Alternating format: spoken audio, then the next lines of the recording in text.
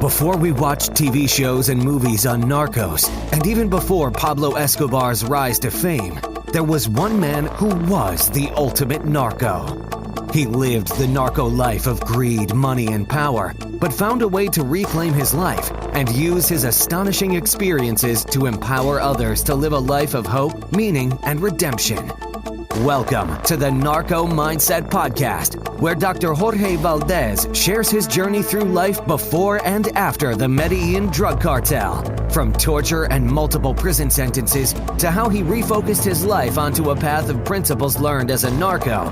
It's time to share that raw truth with you, right here on the Narco Mindset Podcast, with your host, Dr. Jorge Valdes. Today on the Narco Mindset Podcast, in memory of one of my co-defendants, Harold Rosenthal, I was kept handcuffed to the bars all the time. Had they separated us, one or both of us might have given up. But his spirit was that of a warrior. They would beat us till we would pass out. But at the end, they will always say, "Your dad is a hell of a man." When we commit a crime, it's because we're selfish people. But society is constantly judging us. You got these federal laws with the minimum mandatories that were made for one simple reason: inventory. Well, let's act like we are under God. Welcome to the Narco Mindset Podcast. I am your host, Dr. Jorge Valdes. Today, I'm going to deviate a little bit from our regular program because I think it's a great follow-up to the war on drugs and the massive incarceration. I want to dedicate this episode that you're going to find fascinating to two ladies, Jeri and Lynn Ross, and in memory of one of my co-defendants, Harold Rosenthal, who died at the Atlanta Penitentiary and with whom I ended up crashing the airplane over the jungles of Panama. And as the pilots went ahead and told the authorities who I was and what I was doing, then we ended up in a cell and being tortured.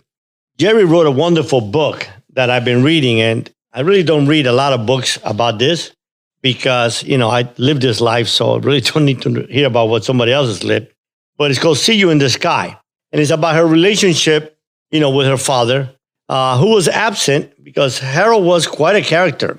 So I'm going to start by giving you a little background on how I met Harold and where we went and what had happened. And then I want to read to you the letter that her father went ahead and sent her from prison in Atlanta after he had got a life sentence. I met Harold through one of my attorneys, Harold Rosenthal, when I had decided to expand my operations to Bolivia.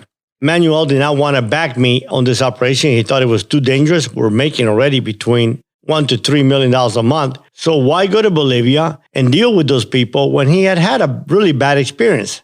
One of his nephews went ahead and went to Bolivia trying to buy a kilo to sell it in Colombia, because in Bolivia it was half the price. It was $10,000. And this is back in 1978, when in Colombia it was 18 to 22. And lo and behold, after Manuel spending quite a bit of money, he ends up receiving his son in a box cut up in pieces. So his experience with those people was that they were pretty savage. And he thought that there was no reason for me to go there and try to make a deal. Well, in my eyes, I wasn't satisfied with what we were doing. I wanted to expand. And by going to Bolivia, we could end up, number one, buying cocaine for half the price, $10,000 versus $20,000, because at this time, Colombia was not producing any cocaine. Colombia, all they were doing is taking the base, and yes, they had labs where they were crystallizing it, but they were not producing any cocaine themselves. So when I got this opportunity, it was presented to me to work with the government of Bolivia, and I was going to pay $10,000, but more important was that they were going to go ahead and give me, for every kilo that I bought cash, they were going to give me one on credit. So at the end of the day, just to give round numbers, I could have ended up making anywhere between $5 to $6, $7 million a month, because we're going to do 3 trips a day. So Manuel and the cartel did not want me to use the regular airplanes that we had, so I had to go ahead and find me a pilot I had never worked with. So my attorney at that time, Mel Kessler, who had represented most of the big drug dealers in the United States, ended up introducing Harold to me. We hit it off right off the bat. Harold had a lot of experience in Colombia. Very, very interesting person. He had worked with the guerrillas in Colombia. And at the time, they thought that he was a communist Marxist. But in reality, what happened was that Harold had this huge heart for people that were suffering and people that were abused. And he had spent a lot of time in Colombia and saw some of the abuses the government had done and how the guerrillas were fighting at that time, supposedly, to better the country. So I talked to Harold and perfect, not a problem. He would go to Bolivia. We would stop on the way back to Colombia and refuel. Then he would refuel in Nicaragua where he had great contacts. And I also had contact with Somoza. And he had an airstrip in Corn Island that we could refuel. And then they would bring it up to North Florida. And all for that, he was going to charge me $5,000 a kilo. Well, that was really good because at this time we're spending $7,000 coming from Colombia. So when we had made all the arrangement, we headed out. And Manuel and I flew to Bogota, and we were going to meet Harold and the pilots there so that we could go about an hour north in a town called Villavicencio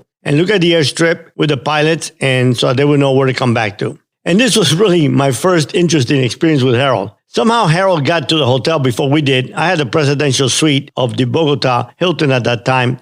When I got there, Harold was already in the room. So that night we went out to eat, and we got some girls. And I remember about 1 o'clock in the morning, I got up to go get another bottle of champagne. I was in the room with some girls in my room. And as I got up and I headed towards the kitchen, lo and behold, I stumbled over Harold. He was sleeping in the floor. So I said, Harold, we have 4 bedrooms in this suite. Why are you sleeping in the floor? He said something very prophetic to me. He said, George, this is the problem with you. You're so used to the good life that one day, if you have to sleep in the floor, you're going to have a really rough time. Did I realize that? Or did I come to really understand that when a week later, I was sleeping in the floor of a Panamanian jail? So when we crash landed over Bolivia, as I detailed in some of my previous episodes, we crash landed because we lost both alternators. There was no way that we could get the fuel from the bladder that we had inside the airplane out to the wing tanks. So we ended up, both engines turned off, and we ended up crash landing in Panama.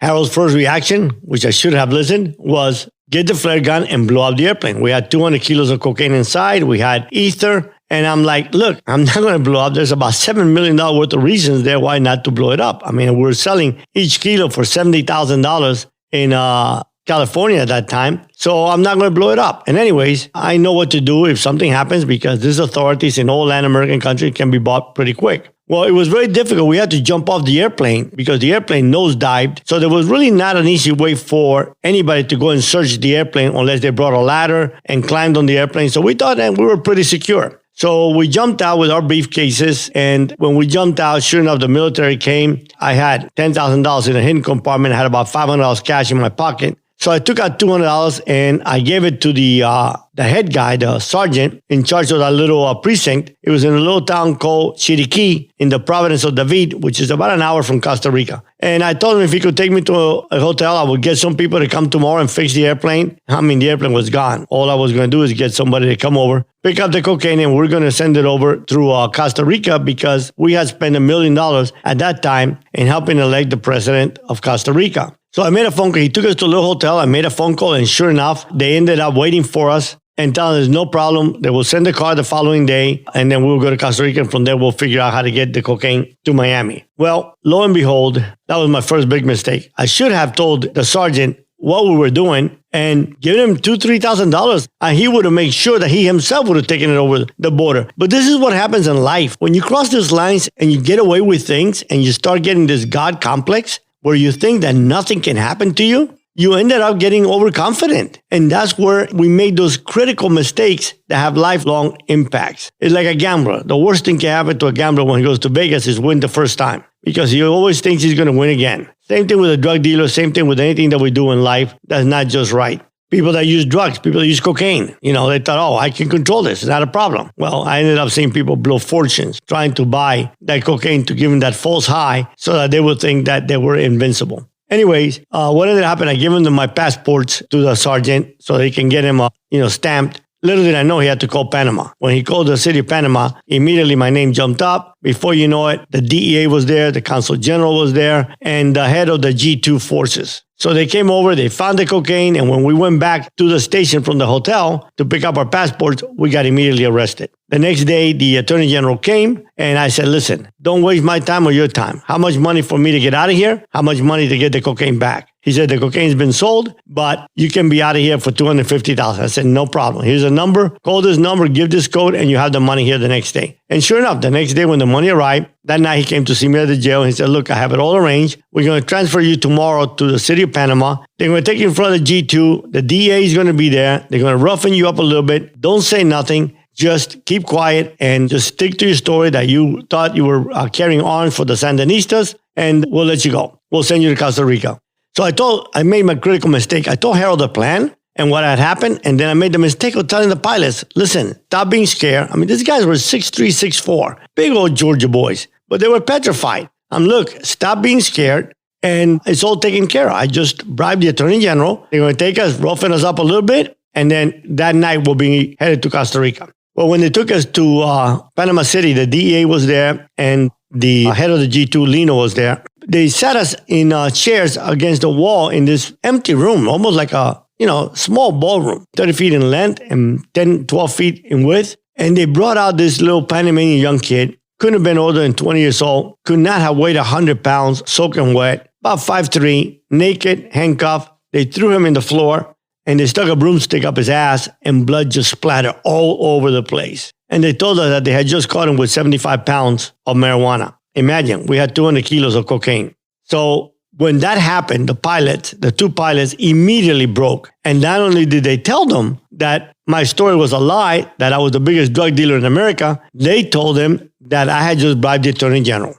From there on, it just became hell. They took him to another room. Harold and I knew that they were spilling their guts, and they took us to a jail called La Modelo. And immediately when we got to jail, they took all our clothes off, left our underwear on, stripped butt naked. They brought us down this dungeon that looked like something from Manuel La Mancha. I mean, it was horrific. And it was way at the bottom, maybe 2 flights down. And the dungeon was about, I say, 5 cells on each side with an alleyway in the middle and no bathroom, just a little trough where we would pee and we had to poop. And luckily, they didn't feed us for almost 30 days, so we didn't have that much to crap. And that was it. They threw us in there, and that's where the tortures began, day and night, for many, many days. So I want to read to you from this book, because I think it's pretty fascinating what Harold writes to her, which, of course, well, when we went to trial in the United States, afterwards, they gave me 15 years. Harold pled to 15 years. I lost the trial. He pled guilty. And then he was sent to Memphis and escaped after 2 years and went to Colombia. Eventually, they caught him. They gave him a life sentence. And then he went to jail in Atlanta. Jeri Ross writes in this amazing book, See You in the Sky. She writes, the pilot, a couple of crew, Dad and his partner, Jorge Valdes, were flying in a twin-engine Beechcraft airplane from Colombia to Nicaragua with cocaine valued at $4 million. Actually, it was valued about $7 million.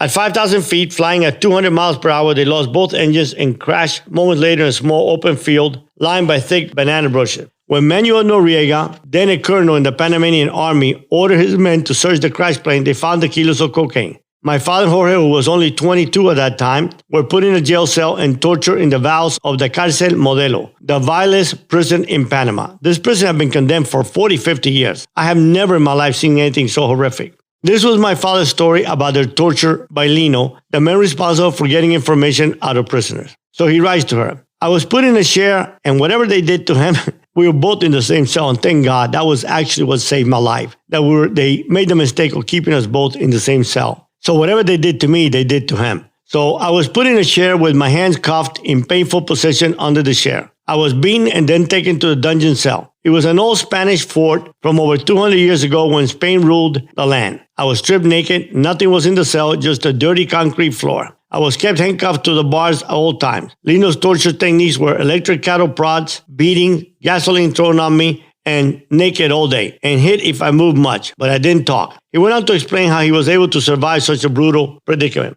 I conditioned myself to pain all my life. I beat myself with a bunch of branches and squeezed my fingers and toes with pliers. Plus fighting, boxing had conditioned me. He was a prize fighter, Harold, when he was younger. Had conditioned me for pain. When I was in South America, I would run through all the jungle grass that cut and hurt to condition my skin. I still try to keep myself conditioned by running barefoot summer and winter and just wearing shorts in cold days. I tumble and roll on the ground and have an obstacle course here for myself. I have a high threshold for pain and don't stop working out because of an injury. He then wrote, what do you think of your daddy now? It's pretty crazy, don't you think? I had to agree. He had never been a regular father, and he was crazy to do that and the dangerous things that he did. Dad's accomplice, Jorge Valdes, also wrote about the experience at La Modelo. He published his version of the plane crash and captured in a book called Coming Clean, the true story of a cocaine drug lord and his unexpected encounter with God. His account matches exactly and expands upon my father. He describes terrible torture as the guards tried to extract information from both men And he concludes the chapter, Tortured, with a shocking scene. Don't let them defeat you, Jorge. And this is something that is in my book, Come and Clean, my first book. And then she copies that because she's going to make a point about it. And so I'm telling the story about Harold and I inside the cell. So Harold's saying to me, don't let them defeat you, Jorge. Harold kept saying, the harder you fight back, the easier it will be. In our underwear, Harold and I lay motionless on a concrete floor stained with a sticky mosaic of blood, excrement, and vomit. Our torturers made a crucial mistake in allowing Harold and me to remain in the same cell. Had they separated us, one or both of us might have given up. But together, our power increased exponentially. Harold and I talked through the night. Occasionally, I glanced over at him and just shake my head, amazed at his stamina. He was filthy. His body reeked with a horrible stench, as did mine, but his spirit was that of a warrior. He had the heart of a giant. We were all alive, and we had not given any information to the guards. So Jeri continues in her writing. She says, I was horrified to tears to read about my father tortured, yet deeply moved to read that Jorge described my father as having the heart of a warrior and the heart of a giant. Would Jorge have survived if my father were any other way? Would Dad have survived? After 4 weeks of brutal torture, Dad and Jorge's ordeal in La Modelo finally showed signs of coming to an end. They were told they would be escorted to a plane that would take them to Costa Rica. Instead, when they got to the airport, a platoon of soldiers streamed in and put them on a plane to Miami, where they were arrested and charged with conspiracy to bring narcotics into the United States. Dad spent 8 months in solitary confinement in the Atlanta Federal Penitentiary while the government built a case against him. So the funny thing about, I'll tell you, when we arrived in court, Harold, I did not know, to my surprise, at this time was a fugitive from a case he had in Macon, Georgia. So when we arrived in Miami and we were taken in front of the judge, the first thing the judge said to him was, welcome back, Mr. Rosenthal. Then I realized he had been a fugitive. He had faked his own death, sent a death certificate, and they wiped out the case. So here he shows up again in front of this federal judge in Miami, and the judge said, welcome back, Mr. Rosenthal. And Harold, with the straightest face you ever seen, looked at the judge and said, Your Honor, I am the second Jew to come back from the dead. And the judge just couldn't help but cracked up. So it was amazing. But, I want to talk about what really allowed us to survive in that jail. Think about this. I had just turned 23 years old. If you ask yourself, can a young person at that age go through tortures that are just unheard of? I mean, literally, I would say that 3-4 times a day they would come. They would beat us to death. I mean, they would kick us. We were handcuffed to our feet after they took us from standing on the bars. They put us in the floor, and we were handcuffed day and night with our feet and our hands with just our underwear. At this time, our underwear was full of pee. It was just disgusting because they would beat us till we would pass out, literally pass out. And when we come back through, a little while later, they come again. Would I have been able to sustain those tortures at that time? Honestly, if I look back today, I would wonder, how did I do this? I mean, I bled for 5 years every time I went to take a piss afterwards. They hit us with cattle prods to our testicles. And I mean, we would jump so high off the floor in pain that somehow we passed out. But as I told you in my, the second episode of the Narco Mindset podcast, I had this vision one time when I was passed out, and I was shaving. And my son, who really at this time was only 6 months old, he came to me, and in my vision, he was about 7-8 years old, and he was crying. And I'm like, Georgie, why are you crying? He said, Daddy, because they said my father's not a man. And at that moment in time, I swore to myself I would die in the jail, but I would never, ever tell on anyone. And and I stood up for people that I knew for a fact that the minute they had a chance will betray me. But it didn't matter because I was not being a man for my partners, for my associates. I was being a man because I want to live a certain life. I want to live a life that my children, whenever they encounter anyone that knew me, they can say, your dad is obnoxious, your dad is a pain in the ass, your dad is loud. They can say whatever. But at the end, they will always say, your dad is a hell of a man. Your dad, when he says yes, is yes. When he says no, is no. And what was amazing? I never told my parents when they brought me to the United States what had happened. I told them that everything was fine. But then one day, my father comes to visit me in the prison, and he's crying. And I'm like, why are you crying, Dad? And he said, well, we know what happened in Panama. I had no idea how they would find out because I know there was only 2 people that knew, Harold and myself. And he said, I know how you were tortured and how you just stood up. And they beat you till they just couldn't beat you anymore. And I'm like, why? Who would ever tell you that? That's a lie. Of course, I didn't want my parents to suffer. I mean, what good was it for them to know what I had gone through? I put them through enough hell when my mother found out I was a drug dealer. Up to that moment, she had no clue I was a drug dealer. I had a lot of money because I had a lot of legal businesses. My dad said, because Manuel brought over the Panamanian that tortured you guys. So apparently the cartel went back and they found the guy that was part of the tortures, not because they wanted to avenge me. I don't know what happened to him after they took him to my father's house, but really in reality, because they just wanted to know what I had said. And I looked back, got really mad at them. I wasn't mad at them for finding the person. I was mad at them because they told my father. Looking back, I probably would have done the same thing because they were convinced that they knew how the tortures in South America were. And they thought that there was no way in the world that this 23-year-old kid is going to put up with that. So at that time, remember, this is the early beginnings. The Medellin Cartel was not even named at this time. The Medellin Cartel didn't come into existence until 80, 81. But we were the original group that became the Medellin Cartel. Even though the truth of the matter is, or that became known as the Medellin Drug Cartel, but even though there was no Medellin Drug Cartel. That's how far as that the government did to label all of us in Colombia. There were 4 or 5 different groups. Pablo in 81, 82 began his group. The Ochoas began their group. El Mexicano Gasha began his group. And then you had Carlos Leather. But there were 3 other groups that were just as big. There was a guy that in reality was bigger than all of them and no one's ever written about him. And it's Frank Jimenez. He was very, very low-key. And they called him El Negro. But it's actually who we started bringing big loads. I mean, before all these people ever became anybody or anything, we were bringing 800 to 1,000 kilos a month in 77, 78. So anyway, back to the story.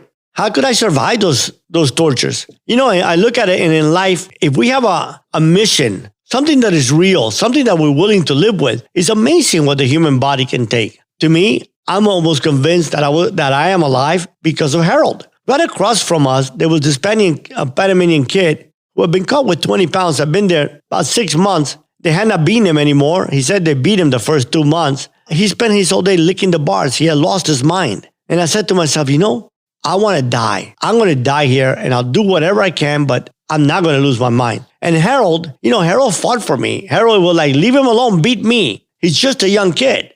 Well, that gave me courage because here's somebody that I just really met 2 weeks earlier, 3 weeks earlier, asking to take tortures for me. He hardly knew me. But he saw how strong I was, and that made me stronger. And eventually, like everything else in life, that's why I tell parents, don't hit your kids. The day you hit your kids, the day you spank your small child, make it count. Because if you just hit your children for anything all the time, it comes to a point where the pain doesn't hurt anymore. And honestly, I say probably after the 15th, 16th day, we're numbed. They could come in and do whatever they want to do. I mean, it was evident that was hurting because we would pass out. If we didn't pass out, we didn't know. But they just come back and they figure out, they're going to be out 30 minutes and we'll come back in an hour. And, they would come sometime. First of all, the cell was dark. There was no light. So we had no idea what day it was. We had no idea if it was day or night. Nothing. The only water that came is from a pipe that we didn't even know when the pipe would be turned on. And the pipe had about 3 or 4 holes that would drip out into the floor. So we tried to position ourselves in the floor close to the pipe because if we're passed out when they open the pipe, we wouldn't drink. So, and water. I mean, the food after a while, your body doesn't pain for food anymore. But for water, it does. And we were just dying for water because literally we would get, I would say, all the water that we end up getting with less than a cup a day. So it was a very horrific experience. But by Harold having that heart of a warrior, having that courage, it made me feel stronger. And then we just started cursing. I just started cursing Noriega to the guards until one day I said, look, tell Noriega that he knows I got the power. Because here's what's interesting. At this time, Noriega was working for the cartel. He was working for the DEA and working for the cartel. So I think that what happened was he got pissed off that I paid the attorney general versus paying him.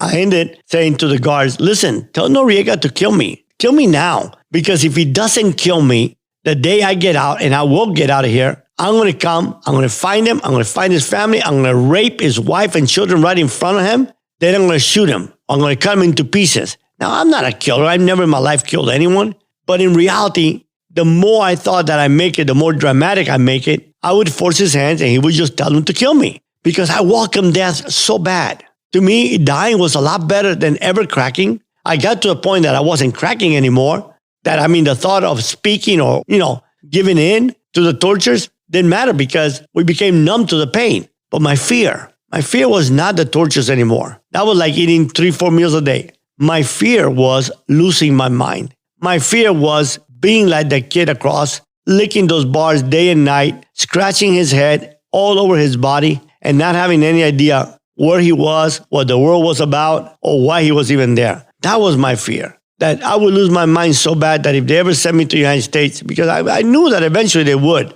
I knew eventually the cartel would get to it because I knew too much. But my fear was that when they did, that I was crazy in an institution and I would be a burden to my parents. And I didn't want to be a burden to anyone. So to me, death was just a welcome friend. Well, thank God that the second day of those threats, towards the end, Noriega came to see us. And I thought that was it. He was going to shoot us personally. Well, the truth of the matter was, he was laughing. He's like, why are you blaming me?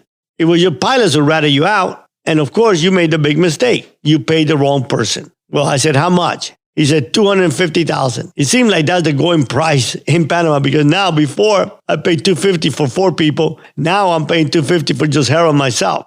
He said, $250,000, I'll send you to Costa Rica. So again, I gave him the number with the code. He made the phone call. The following day, the money was there. And the day after they came and they took Harold and I, we were naked, and they took us to this wall and they had these fireman hoses. And they went to, I mean, that was just more painful than the cattle prod to my testicles. I mean, they put that hose full blast in our body, trying to get the stench of us, trying to get all the blood that was all over our body, all the shit and piss. I mean, we were a horrible look. Thank God there was no mirrors because I probably would have wanted to commit suicide if I saw myself. But anyway, they did that. They wouldn't stop with the hose unless we scrubbed our heads, and they threw us a bar of soap. And then they gave us our old clothes back. No underwear because they were gone by that time. Took us to the airport and we walked to where it said the flight for Costa Rica was. And 10 minutes later, Interpol came and they took us and threw us in a dungeon. Harold did a lot of things in his life. He was a good man. He was a man of all men. You know, I say he was a Renaissance man. People like him just don't exist anymore. He only would have had to wait another 3 years and he would have been paroled.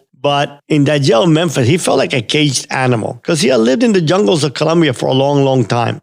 You know, and that's the dichotomy of life. These girls love their father. The father spent most of their life away from them or in jail. But it's actually when he went to jail that Jeri talks about how they found their relationship, how they became a family, the 2 daughters. But you know, one thing that I say about this massive incarceration that's going on is that, listen, the criminal is not the victim here. When we commit a crime, it's because we're selfish people and we deserve to be punished. You break the law, you need to be punished. But the real victim is the children and the spouses and the families around them that can't pick up their pieces. I mean, for a long time, one of the daughters couldn't even tell people where her dad was because she was so ashamed. Eventually, a co-worker found out that her dad was in prison. And she said to her one day, you're so successful because your dad was a criminal. Imagine the pain for her to hear that. I told her, listen, that same person would have said, if you were a bum, would have saying, hey, girl, you're a bum because your father is a criminal. But society is constantly judging us. And the worst thing is we prisoners or we inmates or we criminals, whatever we were, we don't care about being judged. We deserve it. But our children do not. And society is really, really cruel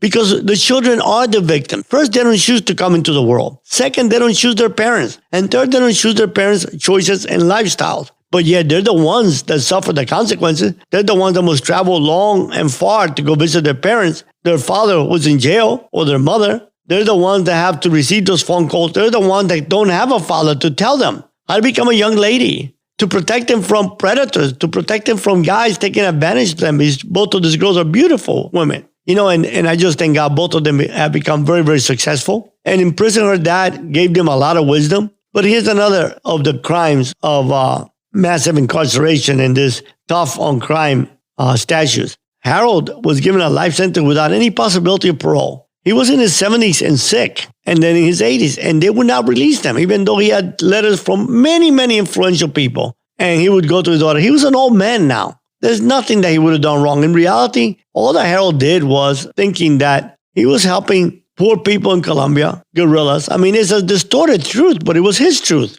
that he was trying to make the world a better place for people, for children that were being killed by the government, for people that were forced to be associated with the guerrillas and they were persecuted. It's a very, very complex world and a very complicated life. And yeah, Harold escaped. Harold should have done 20 years, 25 years in jail, but he didn't have to die in jail. Even when he had less than a year to live, they could have let him go so that he could have spent that last year and be with his two daughters and find healing and reconciliation and talk through all this. But we're very, very, very cruel. And the sad thing about this is that we just don't realize when we allow the government to impose these horrific sentences on people with the lie that they're tough on crime and tough on law because they want to make our community safer. They're not making our community safer. They're making it more dangerous. The chances are of a child that has a father in prison, chances are 70% that he will go through the whole prison system. What sense did it make? I mean, who wins by letting Harold die in a jail? I mean, his cost of medical, his cost of keeping was probably $75,000 to $100,000. Why do you and I, taxpayers, should pay for that? Because once he's served his sentence, once he received a just sentence, then, allow them. There's people in state prisons for murder, that go home after 7 to 10 years in parole. But yet, you got these federal laws with the minimum mandatories that were made for one simple reason, inventory. Yeah, they want people to become inventory because the more prisoners we have, the more money the system makes. The system makes a lot of money. The system can pay some of those politicians unbelievable amounts of money so that they make sure that the sentences are tough so that nobody goes home. Here's the thing that we all need to think about this. It's costing us taxpayers billions of dollars that we could use to provide things that really need to be provided, like fair salary for teachers who have to have 2 jobs and yet they are training the future leaders of the world. We can use some of that money to create centers to help these kids find meaning to their life, address the mental issue problem killing us in America. We can use that money to provide health care for so many people that don't have the ability to have health care. But nobody stops to think that it's our tax dollar that is paying for this corrupt system of massive incarceration. We need a radical prison reform. I thank Trump that he started the first step. No other president has had the guts. And it's really sad because we thought Clinton was going to do it. He had a brother went to jail. We thought Obama would do it because he comes from a minority. And the most people affected by these tough laws are minorities. But nobody's done it. I thought George Bush would have done it because in my eyes, he's a godly man, whether you like him or not. But nobody did it. Nobody's done it. And all we see is that we now, we are 2.4% of the world's population, but we have over 24% of all the world's inmates. So, I thank Jeri for her book, and it's called See You in the Sky. It's a very, very compelling story. It's a tearjerker. I cried. Let me tell you this. I never cried since I was 10 years old and left Cuba, and I had that traumatic experience at the airport. Never cried again. I didn't cry one drop in the Panama jail being beat to death day and night.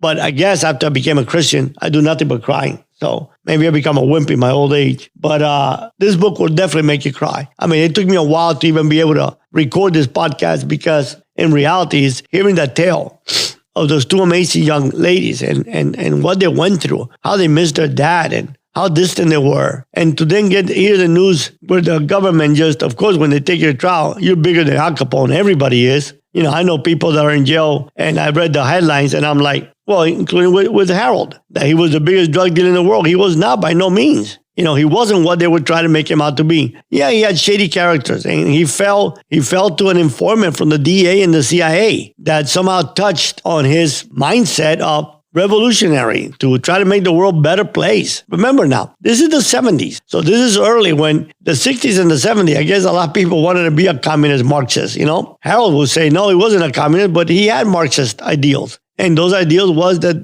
everyone should be equal. Everyone should be treated the same. Everyone should make the same. The thing is that it doesn't work.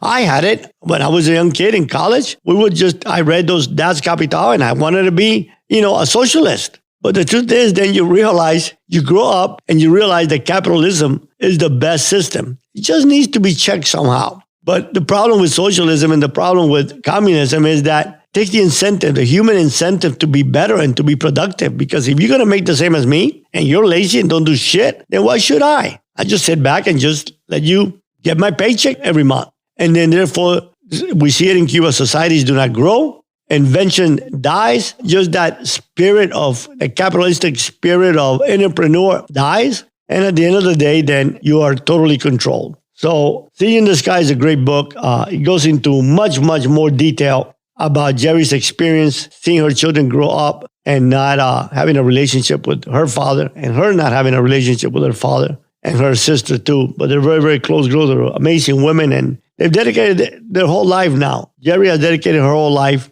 to fight for prison reform, to fight for all those children that have parents incarcerated. Those are the real victims. And I don't care who the hell you are. If your heart does not melt when you see these children without a father or a mother because they are in prison and the children had nothing to do with that, or many times the traumatic experience of the DEA or FBI, or whoever it is, breaking in the door and dragging your father or mother away in handcuffs. I mean, those are traumatic experiences that will be with you forever. Listen, no one is innocent in prison, short of the people now that we have found out through DNA in some of the state prisons. But in the federal system, I tell you, there's nobody that's innocent. Everybody that's there has done something wrong, even though most of them will tell you they're all innocent. But in the federal system, everyone's there has been involved in something wrong, and we need to pay. We do wrong, we break the law, we need to pay. Because it's got to be justice. But it's got to be a way which works, which has happened in many prisons, where people can be rehabilitated and the families can be rehabilitated. The families need as much counseling and help. Those children, now it's sad, but when my children were little and people knew who I had been, they didn't get to play with them. Now, of course, when people know who I was, my children are super popular. So the world has evolved. But these children go through a lot of pain. They feel abandonment. They feel like, what was their part in this? What did they did wrong that daddy or mommy left them? Or what could they have done so mommy and daddy didn't have to break the law to make money? You can imagine the questions are horrific. And just because one day daddy and mommy is released, doesn't just all wipe away. I know my oldest son, he's an amazing young man. But by the time he was 16 years old, I had been in jail for over 10 years. My younger kids, I was in jail for almost 5 years of their life by the time they were 9 years old. So it's tough. It's very, very tough. And we need to elect politicians and hold them accountable. Prison reform needs to be at the forefront of what happens in our political dialogue, because we cannot allow all the special interest groups, all these private prisons. That's the biggest racket in the world. We cannot allow all these people to continue to pay politicians to fund those campaigns that are costing horrific amounts of money at the cost of our taxpayer dollar and at the cost of a lot of not innocent people, but at the cost of not being merciful.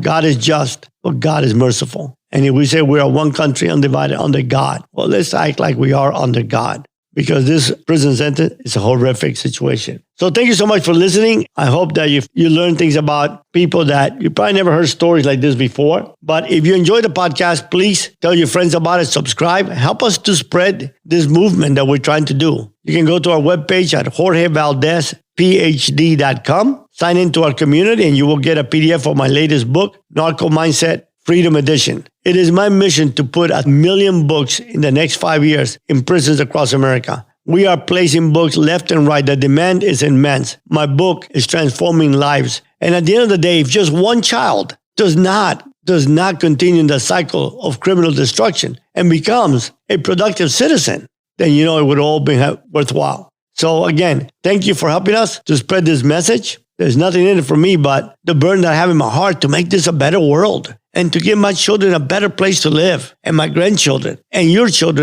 grandchildren, and to help people find that maybe through my experiences, they can be liberated from that sin or that deeper pain or that secret that's deep within them. We need to come clean with our families. We need to come clean with our children. We need to come clean with our God, because there's nothing more liberating than when we do come clean. So again, spread the message. Subscribe to the podcast. Tell your friends the power of 3. Tell 3 of your friends and ask each one of them to tell 3 friends. Before you know it, you will be part of making a difference in this world. God bless you. Have a wonderful day. We've come to the conclusion of this episode of the Narco Mindset Podcast, but your path towards hope, meaning, and redemption continues. For more information and resources to help you on your path towards finding a life built on integrity, honor, and truth, head to JorgeValdezPh.com and join our community. We appreciate you joining us for this episode and look forward to helping you find your turning point right here on the Narco Mindset Podcast.